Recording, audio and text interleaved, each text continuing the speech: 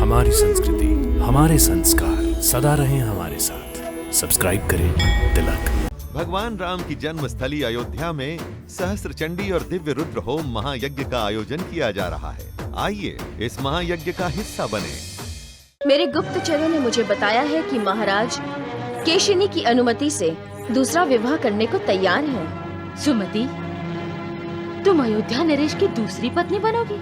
और फिर महाराज सगर से ही शादी का हठ क्यों? इसलिए पिताश्री कि वो नरश्रेष्ठ हैं, अपने नियमों के पक्के, वचनों के पक्के, शपथ के पक्के हैं, अपनी पत्नी को असीम प्यार करने वाले और शत्रु का दमन करने वाले हैं। वो पुरुषोत्तम हैं, इसीलिए मेरे ध्यान में केवल वो ही है। मैं इन्हीं से विवाह करना चाहती हूँ।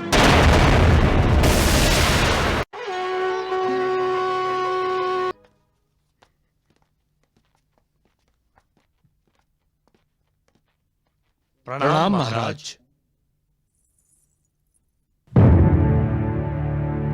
तुम तो अयोध्या की सीमा पर पहरा देने वाले पथक में से एक हो। अचानक यहाँ क्यों आए हो? महर्षि वशिष्ठ महर्षि औरव के साथ आपसे मिलने आ रहे हैं। महर्षि वशिष्ठ?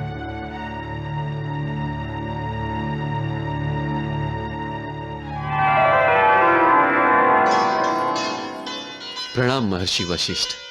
प्रणाम महर्षि औरव। प्रणाम। आयुष्मान भव, सौभाग्यवती भव। अयोध्या नरेश, अयोध्या राज्ञी, मैं नहीं जानता कि मेरे यहां आने से आपको अपने प्रश्नों के उत्तर मिल जाएंगे अथवा आपके प्रश्न और बढ़ जाएंगे। मैं केवल अनुरोध करने आया हूं कि जो विधि का विधान है उसे कब तक रोक सकते हैं आप? और जब रोकना असंभव है तो शुभ कार्यों को शीघ्र क्यों नहीं होने दिया जाता? मैं आपके दूसरे विवाह की बात कर रहा हूं। राजा, उसका होना निश्चित है, क्योंकि उसी पर गंगा अवतरण, उसी पर प्रभु श्री राम अवतार और दक्ष पुत्रों का उद्धार निर्भर है। जब आप अपना विवाह टाल नहीं सकते तो उसमें देरी करके पृथ्वी लोकवासियों के साथ अन्याय क्यों कर रहे हैं? आपकी यही ख्याति है अयोध्या नरेश कि आप न्यायप्रिय हैं, सदैव योग्य निर्णय लेते हैं और तुरंत निर्णय लेते हैं। तो फिर योग्य निर्णय लेने में आज विलंब क्यों महाराज? राजन, आप ही के कुल में प्रभु श्री राम के रूप में अवतरित होने वाले हैं। आप ही का कुल देवी गंगा को पृथ्वी लोक पर ले आने वाला है। क्षमा कीजिए महाराज। ये क्या कह रहे महर्षि? आप हमारे पूजनीय हैं, ऐसा कहकर हमें लज्जित मत कीजिए। आपका अधिकार सर्वमान्य है। आप जो भी कहेंगे विश्व के कल्याण के लिए कहेंगे, ये हम भली भांति जानते हैं। विश्व के कल्याण में कभी कभी किसी के साथ अमंगल भी हो जाता है। मैं जानता हूं इस समय आपके मन में किस प्रकार की आंधी चल रही है,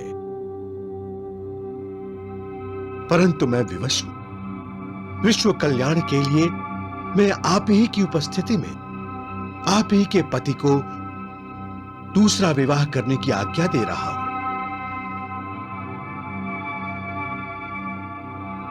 क्योंकि महाराज सगर के दूसरे विवाह से जो पुत्र होंगे वही गंगा अवतरण का कारण बनेंगे।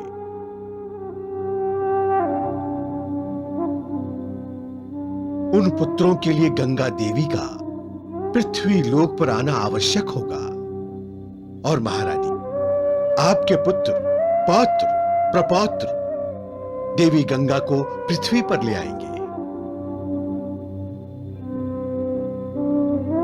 अतः राजन, दूसरे विवाह के लिए तैयार हो जाइए।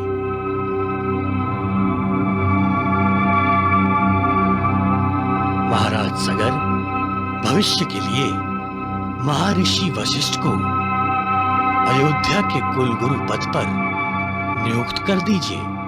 जो आज्ञा महर्षि।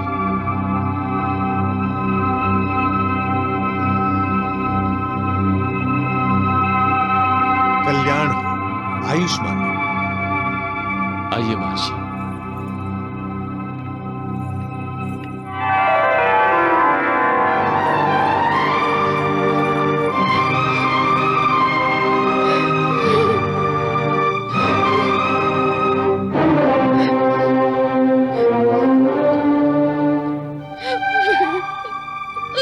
महारानी, केशनी, रुक जाइए महारानी।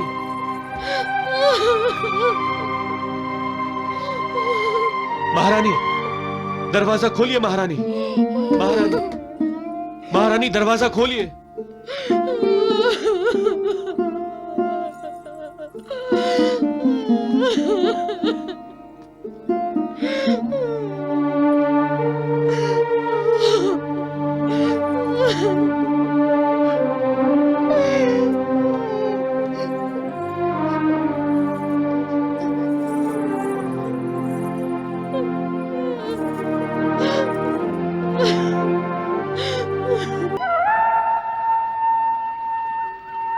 आदिदेव नमस्तुभ्यं, प्रसीद मम भास्कर, दिवाकर नमस्तुभ्यं, प्रभाकर नमोस्तुते, नमोस्तुते, नमोस्तुते।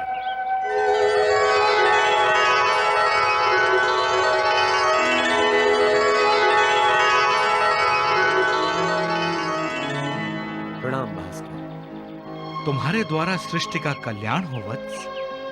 सूर्यदेव, मैं बहुत निराश हूं, इसलिए आपकी शरण में आया हूं। वत्स, निराशा बादलों की भांति होती है। पल भर के लिए बादल आकाश आच्छादित कर लेते हैं, जिसके कारण अंधेरा छा जाता है। परंतु तीव्र वायु चलती है तो बादल हट जाते हैं और फिर से उजाला हो जाता है। इसलिए निराश होने की आवश्यकता नहीं है, क्योंकि अखिल विश्व तुम्हारी ओर आशा से देख रहा है। सूर्यदेव, तो क्या केशनी को जो मैंने वचन दिया है उसे भंग कर दूं भगवान? विवाह के समय मैंने जो शपथ खाई थी नाती चरामी की, उसे तोड़ दूं? अपनी प्रिय से प्रताड़ना करूं मैं?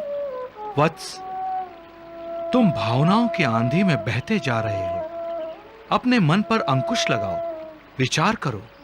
तुम जान जाओगे कि ना तुम वचन भंग कर रहे हो, ना शपथ तोड़ रहे हो और न ही प्रताड़ना कर रहे हो। मैं जानता हूं तुम अपनी पत्नी से बहुत प्रेम करते हो, परंतु प्रेम से कर्तव्य श्रेष्ठ होता है, प्रेम से श्रेय बड़ा होता है। और इस समय दूसरा विवाह करना तुम्हारा कर्तव्य है। तुम्हारे दूसरे विवाह में विश्व का कल्याण निहित है। इसीलिए तो महर्षि वशिष्ठ स्वयं चलकर तुम्हारे पास आए थे। वत्स, अयोध्या को शूरवीर, बलशाली उत्तराधिकारी चाहिए।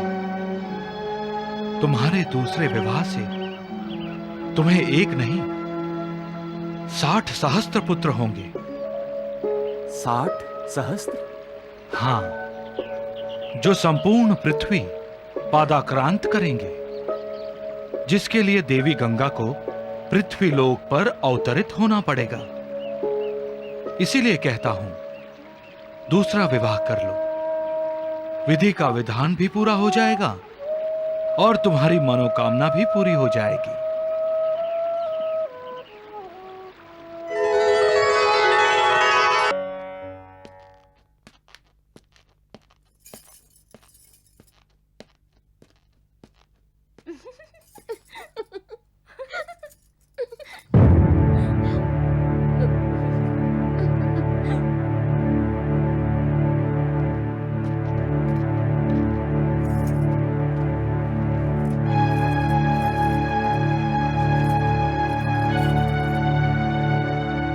ये सब किसके आदेश से किया जा रहा है? महारानी के आदेश से महाराज। कोई अतिथि आने वाला है।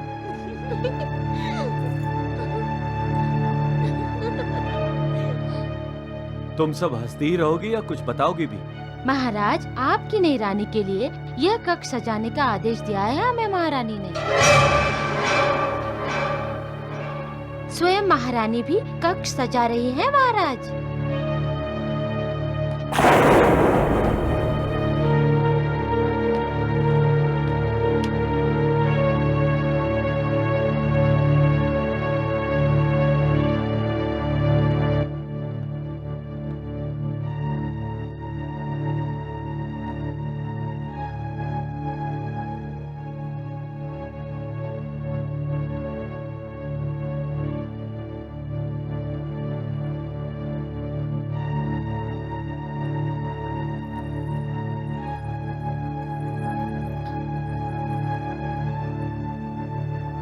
केशनी,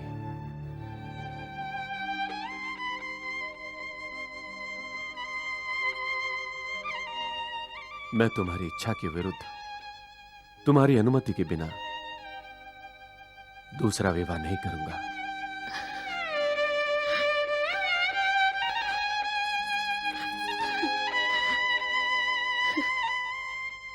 मैंने आपको अनुमति दे दी है। आंखों में आंसू लाकर।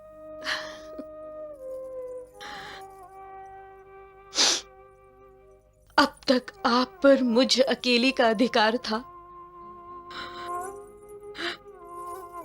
कल किसी दूसरी का अधिकार होगा, ये सोचकर कि अब आप केवल मेरे नहीं होंगे, दिल का दुख आंसू बनकर बाहर आ गया।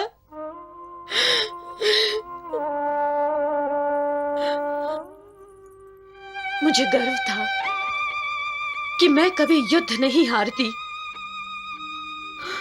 आज मैं जीवन का युद्ध हार गई हूं, इसलिए आंसू निकल आए हैं। मैं तुम्हें कभी भी हारे हुए नहीं देखना चाहता, चाहे कुछ भी हो। ऐसा मत कहिए। सब कहते हैं आपके दूसरे विवाह में सृष्टि का कल्याण निहित है। तो इसीलिए तुमने मुझे दूसरी विवाह की अनुमति दी है।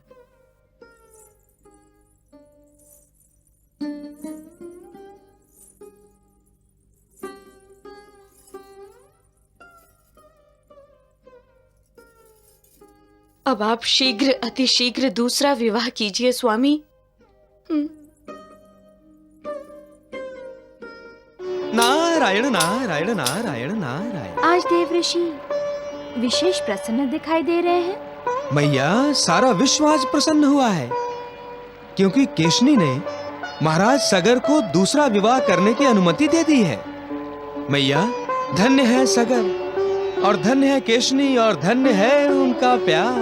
महर्षि वशिष्ठ और साक्षात सूर्यदेव के कहने के बाद भी सगर दूसरा विवाह करने के लिए तैयार नहीं था, और केशनी ने विश्व के कल्याण के लिए अपने दिल पर पत्थर रख लिया। नारायण नारायण। दोनों महान है मैया, परंतु सगर का दूसरा विवाह होगा किससे मैया? वहाँ देखिए देवऋषि। समस्तीपुर महाराज की जय। समस्तीपुर महाराज की जय। समस्तीपुर महाराज की। ये तो समस्तीपुर नगरी है। इसी समस्तीपुर नगरी की राजकन्या से। सुमति, आप तो सभी समाचार रखते हैं। नारायण नारायण नारायण।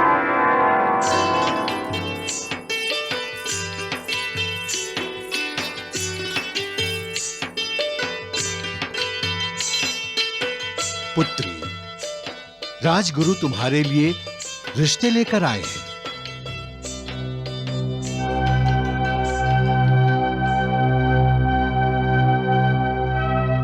आप ही बताइए राजगुरु। राजकुमारी सुमति, जब किसी राजकुमारी का विवाह किसी राजकुमार से होता है तो वो विवाह पुरुष के पौरुष से अर्थात शौर्य, बल और पद से होता है, और राजकुमार राजकुमारी की कोमलता से, उसकी मधुर वाणी से, और उसकी सुंदरता से विवाह करता है। तो जो राजकुमारी सुंदर नहीं होती उसका विवाह नहीं होता? राजगुरु, जो राजकुमार केवल बाहरी सुंदरता देखकर राजकुमारी से विवाह करना चाहता है वो मेरा पति नहीं होगा।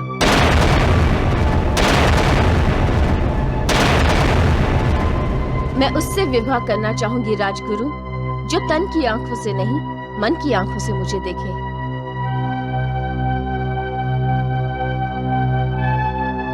मेरे पति का मन शत्रु के सम्मुख वज्र से भी कठोर होना चाहिए और दुर्बल, शोषित, पीड़ितों के लिए नवनीत की तरह कोमल।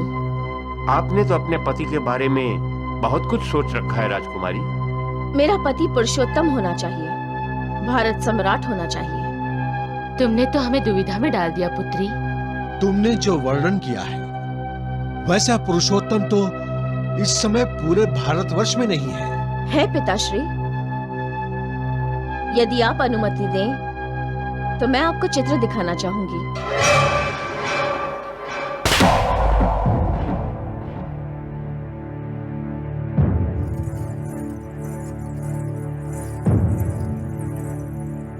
आइए।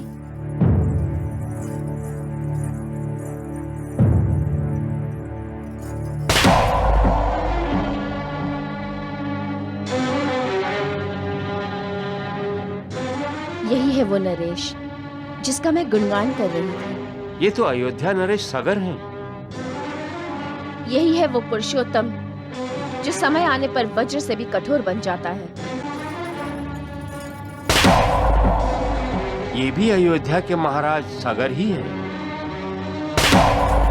यही है वो बलशाली शूरवीर जो स्त्री के बाहरी नहीं आंतरिक सौंदर्य से प्रभावित होता है। और ये है वो जो शत्रु के लिए महाकाल है, दुखियों के लिए, निर्बलों के लिए तारनहार है। तो तुम अयोध्या नरेश से विवाह करना चाहती हो पुत्री? परंतु अयोध्या नरेश तुमसे आयु में बहुत बड़े हैं पुत्री। माताश्री, अभी अभी राजगुरु ने क्या कहा? स्त्री का विवाह पुरुष से नहीं, उसके पौरुष से, बल से, शौर्य से और पद से होता है। परंतु महाराज सगर विवाहित है पुत्री। वो दूसरा विवाह भी तो कर सकते हैं पिताश्री। कर सकते हैं, लेकिन वो महारानी केशिनी से इतना प्यार करते हैं कि राजसभा के कहने पर भी उन्होंने दूसरा विवाह नहीं किया। अब वो करेंगे।